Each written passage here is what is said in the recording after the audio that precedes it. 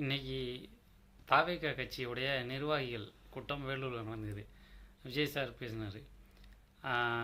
இதில் மிக முக்கியமான பார்க்க வேண்டிய ஒரு விஷயம் என்னென்னா, எந்த ஒரு இதுலேயும் ஆரம்பிக்காத இதில் புதுசாக ஆரம்பிச்சிருக்காரு. அதாவது குட்டி ஸ்டோரி. வழக்கமாக ஆடியோ லான்ச்சில் மட்டும் சொல்லக்கூடிய அந்த குட்டி ஸ்டோரியை இப்போது ஸ்டார்டிங்லேயே அவர் ஆரம்பிச்சிருக்காரு. குட்டி ஸ்டோரி ஒரு அருமையான ஒரு கதை. ஒரு குட்டி கதையிலிருந்து ஆரம்பிப்போமா?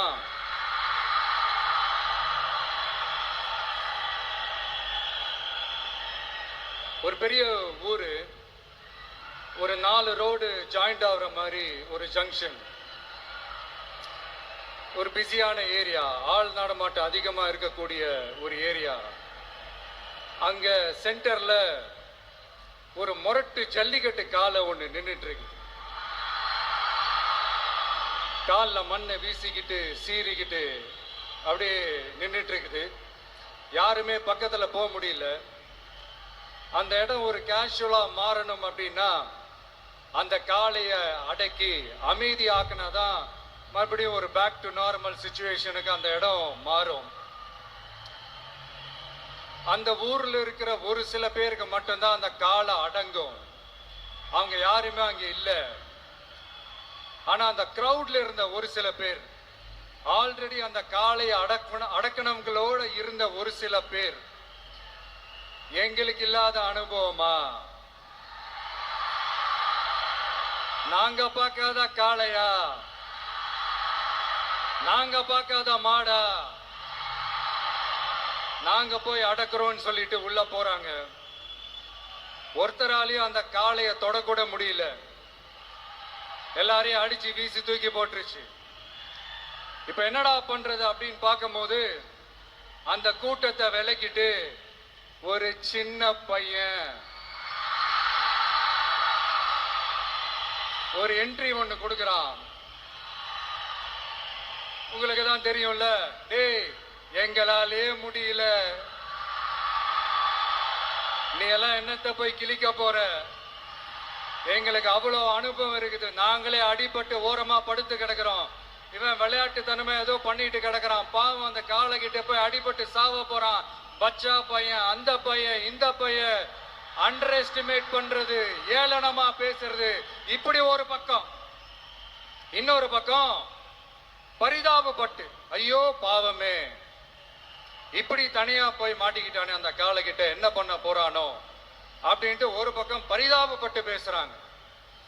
அந்த சின்ன பையன் எதுவுமே காதலியே போட்டுக்காம 2 பாக்கெட்லையும் கைய விட்டுக்கிட்டு ஸ்டைலா கெத்தா தில்லா அப்படியே உள்ள போறான். ஒரு ஸ்டெப் எடுத்து வைக்கிறான், அந்த கால் அப்படியே சீறிக்கிட்டே நின்றுட்டு இருக்குது. இன்னொரு ஸ்டெப் எடுத்து வைக்கிறான், கால் அப்படியே சீறிக்கிட்டே முன்னாடி வருது. மக்கள் எல்லாரும் பதட்டத்தோட அப்படியே பார்த்துட்டு இருக்கிறாங்க. இன்னொரு ஸ்டெப் எடுத்து வைக்கிறான், கால் அப்படியே முட்டை வரும்போது பாக்கெட்டுக்குள்ள மறைச்சு வச்சிருந்த 2 புல்லு கட்டு அது அந்த காலை கிட்ட காட்டுறான். காலை அப்படியே சடனா வந்து நின்னு அது மூடெல்லாம் மாறி அந்த புல்லுக்கட்டை சாப்பிட ஆரம்பிச்சிருச்சு. அந்த சின்ன பையனும் அந்த காலை அப்படியே தடவிக்கிட்டு வரான். காளையும் பக்கத்துல ஒரு குழந்தை மாதிரி நடந்து வந்துகிட்டு வருது. பக்கத்துல இருந்த ஒரு வயல்வெளியில அந்த காளையை மேய விட்டுட்டு வரான். மக்கள் எல்லாரும் அந்த பையனை ஆச்சரியமா பாக்குறாங்க. அந்த அடிபட்டு கிடந்த அந்த அனுபவசாலிங்க தலைய தொங்க போட்டு நின்றுட்டு இருக்கிறாங்க. ஏன்னா பேசின பேச்சு அப்படி. வாய் இருக்குன்றதுக்காக நக்கலுமா நையாண்டியுமா நச நச நச நசன் ஒரே பேச்சு. என்ன பண்றது? தலையை குனிஞ்சு அப்படியே நின்றுட்டு இருக்கிறாங்க. அங்க ஒரு பெரியவர் வர்றார். வந்து அந்த பையன்கிட்ட கேட்கிறாரு, எப்படிப்பா இப்படி ஒரு முரட்டு காலை சீறிட்டு நின்றுட்டு இருந்தது, எப்படி அந்த காளையை அடக்கின அப்படின்னு கேட்டதுக்கு அந்த பையன் சொல்றான், ஐயா எனக்கு அந்த காளையை பார்த்தா கோபமா இருந்த மாதிரி எல்லாம் எனக்கு தெரியல, அந்த காலை பசியோட இருந்த மாதிரி இருந்தது. அதனாலதான் அந்த புல்லுக்கட்டை காமிச்சவன ஓகே நமக்கு தேவையானது கிடைச்சிருச்சு அப்படின்னோடனே அந்த புல்லுக்கட்டை சாப்பிட்டுட்டு நம்மளோட அப்படியே ஜாலியா வாக்கிங் வந்துருச்சு அப்படின்னு சொன்னான். இத கேட்ட அந்த பெரியவர் சொன்னாரா, இந்த சின்னவங்க பெரியவங்க அனுபவம் இருக்கிறவங்க, அனுபவம் இல்லாதவங்க, இதெல்லாம் விஷயமே கிடையாது. யாரா இருந்தாலும் அந்த சூழலுக்கு ஏத்த மாதிரி, அந்த சிச்சுவேஷனுக்கு தகுந்த மாதிரி என்ன பண்ணி அந்த ப்ராப்ளம சால்வ் பண்றான், ஏது பண்ணி அந்த ப்ராப்ளம சால்வ் பண்றான், அதுதான் விஷயமே, அதுதான் மேட்ரு. சோ நீ சூப்பர்ப்பா, என்ன ப்ராப்ளம் வந்தாலும் நீ சால்வ் பண்ணிடுவ அப்படின்னு முதுகுல தட்டி கொடுத்துட்டு அந்த பெரியவர் போறார். இப்போ அந்த கதையில அந்த முரட்டு ஜல்லிக்கட்டு காலை தான் நம்ம தமிழ்நாட்டு அரசியல் களம். அந்த பெரியவர் தான் நம்ம தமிழக மக்கள். அந்த பாக்கெட்டுக்குள்ள ஸ்டைலா தில்லா கெத்தா ஒருத்தன் உள்ள வந்தான் பாருங்க, அவன் தான்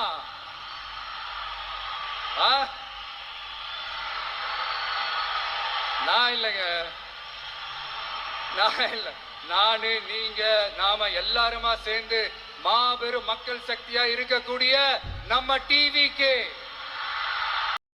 அதே போல் தேர்தலில் தேமுதிக உட்பட சில கட்சிகளை மறைமுகமாகவும் விமர்சிச்சிருக்காரு. அதாவது திமுகவுக்கு கூட்டணி போகக்கூடிய ஒரு சில கட்சியை மறைமுகமாகவும் விமர்சிச்சிருக்காரு. இப்போ நம்ம ஸ்டாலின் சார் அறிவாலயம் பக்கத்துல யாரு நடந்து போனாலும், அறிவாலயம் பக்கத்துல யாரு நிழலுக்கு ஒதுங்கினாலும் கூட்டணியில சேர்த்துக்கிறாரு. அந்த வச்சிருக்கிற பணத்துல ஒரு பங்கு ஒண்ணு கொடுத்து, இந்த அதுக்கு பேரு கல்லாப்பெட்டி கூட்டணின்னு வச்சிருக்கிறேன். அந்த கல்லாப்பெட்டி கூட்டணியை ரொம்ப கஷ்டப்பட்டு சேர்த்திருக்கிறார். ஆனா அவருக்கு நான் சொல்றேன், இந்த அறத பழைய கூட்டணி கணக்குகளோ இந்த கொள்ளையடிச்ச பணத்தையே வச்சு எங்க மக்களை ஏமாத்தி எல்லாம் ஜெயிக்க முடியாது. ஏன்னா இது மாபெரும் மக்கள் சக்தியான வித்தியாசமான விசில் புரட்சி எலெக்ஷன்.